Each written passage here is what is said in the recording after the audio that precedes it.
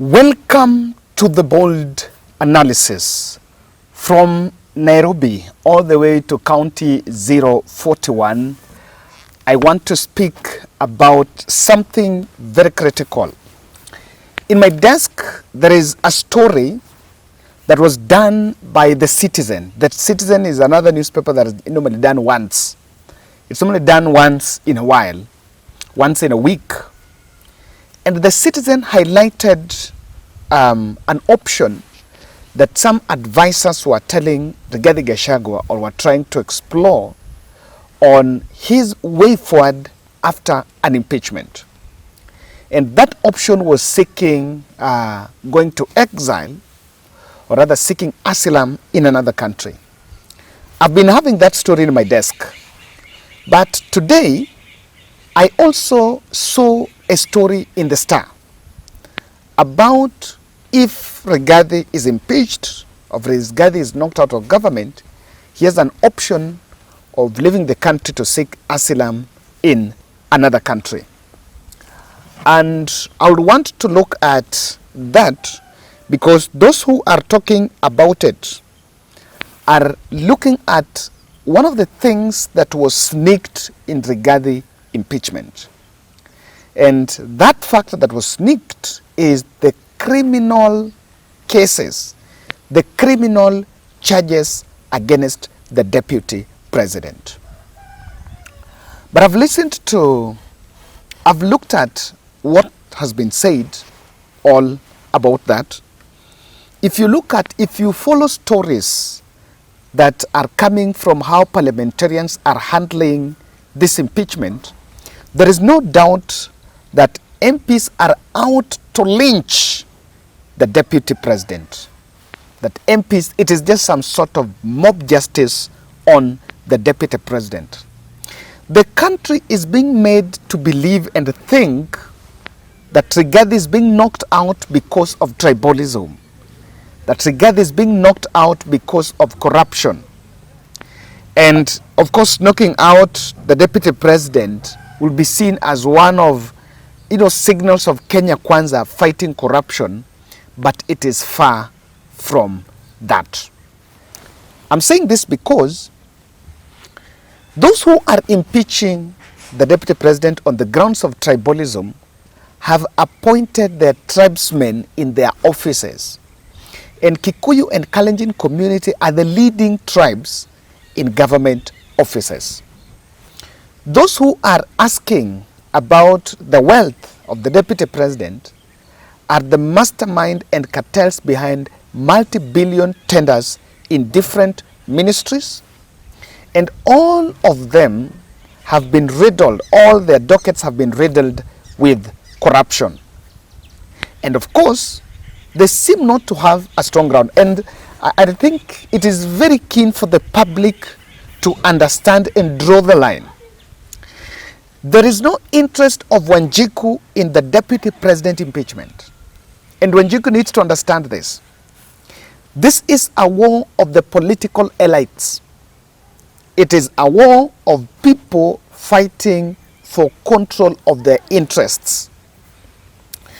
I have seen that there's some three narratives I would want to debunk on this Rigathi impeachment before I look at that asylum, or rather as we drive it through to that asylum and why that story is coming. There is three narratives. And the first narrative is the deputy president has sabotaged the government and has made it difficult for the government to deliver. The public needs to understand, and the public needs to be very wary, that the way government operates, Rigathi Gachagua is not a sole decision maker. Decision is made in cabinet, and the implementation is done by the executive using the different state corporations and even legislation from parliament. So the government has been moving. We've seen government rolling policies. Currently there is registration of SHA from NHIF. It's a concern. Has it stopped because Rigathi is sabotaging? And the deputy president is a principal assistant to the president. So how can your assistant stop you from delivering? The country needs to understand that the deputy president has not sabotaged government. That is really a big point on it, and we cannot really underestimate that. The second narrative is the segregation of Mount Kenya, that in his politics of Mulima, Mount Kenya is being isolated. I want you to take a minute and answer me how. If you have an answer, give me how. If it is cabinet slots, they have the 7 cabinet slots. The majority leader in the National Assembly is Kikuyu. The head of budget committee is a Kikuyu. The head of finance committee is a Kikuyu. Business committee is a Kikuyu. The clerk of the National Assembly is a Kikuyu. They're all still in that government. And there is nowhere in the constitution written that the deputy president is the ladder. That the deputy president is the ladder of the president, is the bridge between the people of Mount Kenya and the President Ruto. If anything, President Ruto has been going to Mount Kenya personally. Himself. He's been going to Mount Kenya without these intermediaries. So the public needs to really also outweigh that and understand clearly that this narrative that Rigathi has failed for the last 2 years, that they have failed. They've been doing rallies and President Ruto has been hands-on. He picked his cabinet. So there is no excuse. The third issue that we also need to debunk is this. The narrative that we are impeaching Rigathi because Rigathi is corrupt, so we are fighting corruption. I have seen questions on what Rigathi owns. Apartment there, hotels he's bought, this and that and this and that. And I think it would be better because some time back, Uhuru Kenyatta ordered for a lifestyle audit. And even William Ruto at some point was talking about lifestyle audit. So if they were honest about corruption, number one, they would have done lifestyle audit for all. Then from there we pick that list and say, even as Rigathi is facing impeachment, there was some lifestyle audit that was done and has shown this and this and that. How many hotels has President bought? Just recently, there was a story that Western Hotel receives more tenders from government than any other hotel since 2022. Isn't that corruption? Yes, at the behest of others. It has been receiving all very huge tenders from government since William Ruto came to power. Isn't it not abuse of influence? So that's this has really been said for long. You will not convince the country that you are fighting corruption while it is Kenya Kwanza that dropped corruption cases that the deputy president was facing. It is not the courts that dropped. It was under the influence of this. And I want to tell you what's going on here. Do you remember that confidential budget? There is some budget, and if you look at that charge sheet by the deputy president, MPs have gone through for who and who Rigathi Gachagua has been paying or has paid for services in his office, residence, and this and that. So any money Rigathi has paid, of course, there is normally a tendency of pay your cronies so that you get some kickbacks. But that is what MPs have gone for. And one of some exclusive sources saying that some of these MPs, especially for Mount Kenya, they knew there was that confidential budget. This is the money that Rigathi gives, anapatia watoto, hapa, nini. And since it was reduced, Rigathi Gachagua did not reduce his, and of course at the Mount Kenya level, he reduced the people around him. And some MPs always wanted Rigathi Gachagua to keep them afloat. That's why when I started this video, I played for you what the likes of Ekuru Okot and Dan Maanzo were saying. The truth here is that this impeachment is a big fraud. Now, let me just show you how MPs, the members of parliament, have noted at least 6 issues that have been isolated including public participation, that Mr. Gachagua has cited as a possible ground to challenge his likely ouster through impeachment in anticipated legal battle that could go all the way to the Supreme Court. The impeachment, if it goes through the two parliaments, it will go to Supreme Court. That I can assure you. I can assure you that impeachment will go to Supreme Court, and that's where there will be the real fireworks. And according to what together the Gachagua demanded is a fair hearing by slotting time for his appearance before the House. And Rigathi has also demanded that the MPs must provide certified official records, so that if they are saying on those charges they are saying, they must show records, official certified records, that that company belongs to Gachagua, that that money that was used to buy that hotel is a public money. They must show the corruption in all those allegations. The other thing is that the impartiality of the speaker and how the final vote will be taken are other possible grounds that might form this. Now, what MPs have realized is simple. They've realized in 2017, when Supreme Court nullified Uhuru Kenyatta's election, Supreme Court argued on some two grounds. And Supreme Court said that it is not just about the numbers. It is also about how you have arrived at the numbers.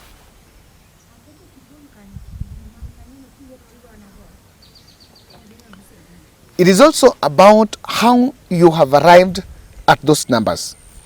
And despite of a strong defense that they are putting, they're interested in it. Now, why is that story of Asylum, why is that Asylum card on table? And Asylum is whether he's resigned or is impeached. Now, there's something that is going on, and there is a card that William Ruto has thrown in the spanner, and that's card of criminal charges against the deputy president. There is two outcomes from it. It's a double-edged sword on this way. If Rigathi is impeached, he will still get impeached, and government will still use those cases against him and maybe head to court. If he resigns, it's still the same case. But why that criminality is, why those criminal charges, those who are behind the move for Gachagua to seek asylum outside are seeing that the criminal charges leveled against him is part of what government would actually use to silence or to make sure that they jail him. Now, these are the eventualities, these are the possibilities on table. If Rigathi resigns, he faces criminal charges in court, and his accounts might actually be freezed. That's one thing. He will face criminal charges in court, so his properties will be on question, asset recovery agency will be asked, will be, of course, weaponized against him, his accounts freezed, then political mobility reduced. Because they know that if he is not the deputy president, then it is those resources that he would have used for his own politics. So even if he resigns, that is another option that will go. And that is why the people around the deputy president are thinking about Asylum. Number two, if Rigathi survives, the same cases will still be used to remote control him. In this way, remember the deputy president doesn't have immunity. And I want to say something, immunity of prosecution. I want to say something here. If by the time the cases against the DP were being dropped, those cases were being dropped not because there was no evidence, but they were being dropped because a narrative had been peddled during campaign period that Uhuru Kenyatta weaponized the criminal justice system, the justice system against his deputy. So that narrative had been sold that is why that is going on. So the move to drop those cases was part of redeeming a campaign pledge. But I think the DP made a mistake. He forgot that he's not immune to prosecution. So if all these charges, he traded, he bought these things and he was also involved in some sort of corruption, then it will be very difficult for him. But if he survives, then these files will remain with the DCI, and I will not be shocked to see Rigathi facing another impeachment before 2027. This is not going to be the first impeachment. If Rigathi survives this impeachment is going to be used to remote control him, and of course threaten that we can remove you. But in the same sense that criminal cases that they are leveling against him, they might use those cases against him in the future. And now he has to tread very careful. The other thing, the corruption charges might be used to block him from running in 2027. And I want to tell you why that card is very dangerous. They're already telling the country that the deputy president is corrupt. And, you know, there is, I listened to, who is this? I listened to Okuro Kot saying something called AJIP. AJIP is every government, any government in power. So, one of the things that Ruto wants to achieve before 2027, and is trying to achieve it by all means, is to ensure that the deputy president is not in ballot. Because two things he wants to achieve: that he can be able to change his deputy and still get Mount Kenya. And the best way to do it is to make sure that the deputy president is not on ballot. Now, these criminal charges will be revived, and Rigathi will be put in some red list, so that by the time he wants to vie, Chapter 6 will be invoked, and he is not cleared to vie for presidency. And that is clearly one of the very secret cards in that plan of criminal charges. And the other thing I'm seeing, moving forward, the deputy president will shy away from any deal in government. Even if someone brings such a beautiful deal for him, he'll be very careful, because you know what happens in government about the tenders. This ministry, that ministry. That's how they make money. When they realize that everything I'm giving is being trailed and it can be used against me, then what the deputy president will do, he will clearly detach from any deal that is going to come from government. Now, do I support the move by the deputy president to seek asylum? I've seen that those advising him, I don't know what they fear, but it has its own pros and cons. Its pros and cons. Number one, the deputy president, when out of the country, he will be able to draw sympathy. And William Ruto will find it very difficult, because he can just decide, oh, I'm leaving, I've been pushed out. He can just decide to leave. If Program realizes that William Ruto wants to arrest him, wants to take him to jail, so that he makes sure he doesn't vie, then he leaves the country. William Ruto will have to answer a very big question in Mount Kenya. Where is the deputy president, Rigathi Gachagua? And the narrative that Ruto has pushed Rigathi out of the country is very dangerous. And then Rigathi becomes the center of campaign for 2027. So the presidential candidate, the most viable presidential candidate, will have to go to the mountain and explain to the mountainers and tell the mountainers that if you elect me as a president, I'm going to return back the deputy president, Rigathi Gachagua. Do you remember how that was used over the ICC cases? So if you're not careful, the deputy president, that Asylum is a tool, is a very strong political tool for William Ruto's opponents. And it will be very difficult for William Ruto to wade through that, or rather to make sure that he can still appease the masses on that angle. The advantage with that is that himself, if he resigns and leaves, he can come back, of course, off the camera, because he's going to be off the limelight kidogo. He can come back with a fresh message, and it attracts international media and international partners and civil society organizations.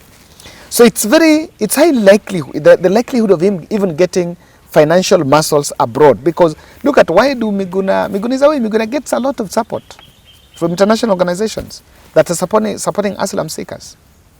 It would also attract that he would get the global attention, global media coverage, and through that, he would also draw some attention on his side. But it has two demerits. Our politics are very dynamic. The politics of this country is very dynamic. Number one, William Ruto would actually have a way. Remember, as we speak, Raila Odinga has gone quiet. Gone to government, has gone quiet. The others who could speak about it have also gone quiet.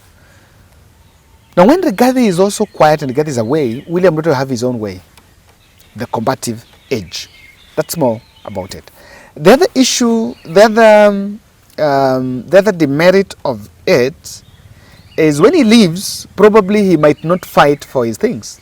William Ruto, the government can auction his properties through asset recovery agencies on all manner of that, and sometimes that will be a big loss to him, that even when he comes back, he cannot be able to resume. But I don't think that's a very good option for the Deputy President, Rigathi Gachagua. I think he will still stay around. He is a Kenyan.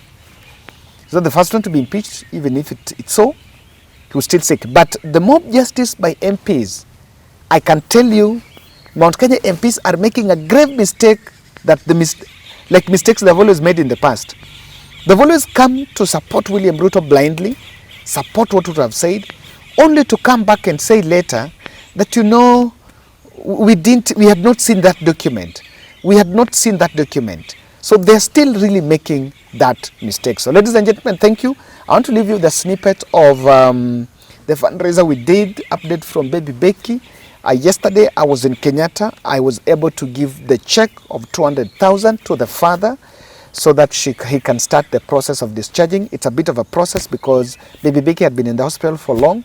So it's some other departments that had also interacted with her, also helping her, also supposed to be noted, and the preparation supposed to go on. So, but he promised that by Friday, Baby Becky would be home.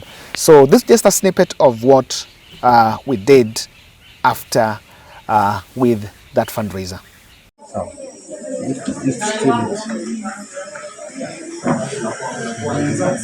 Sorry, Becky.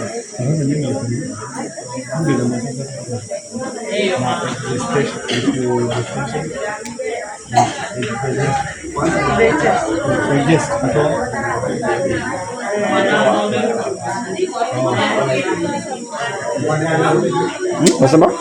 Nilikuwa nauliza about the station, nasema na vizuri. Anatoa. Sasa lakini sasa ndio maana tunatumia pampers ana hiyo control ya nini, so hata kuambia Back the 12 anti-convulsants. Yeah, that's she's on anti-convulsant drugs. They are convulsions. So tani jana I was talking to the doctor, the head doctor ule anahead hiyo neurology ward.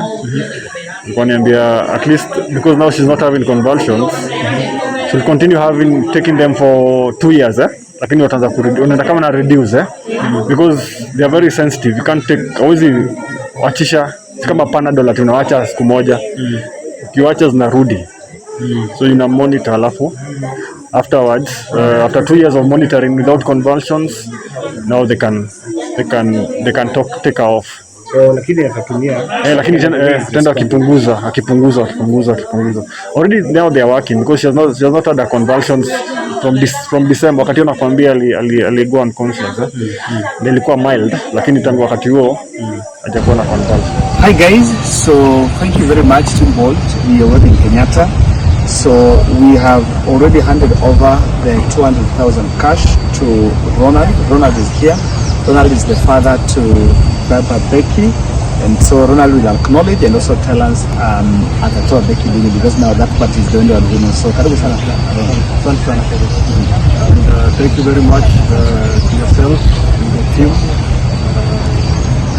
Really appreciate the support that has come through your efforts.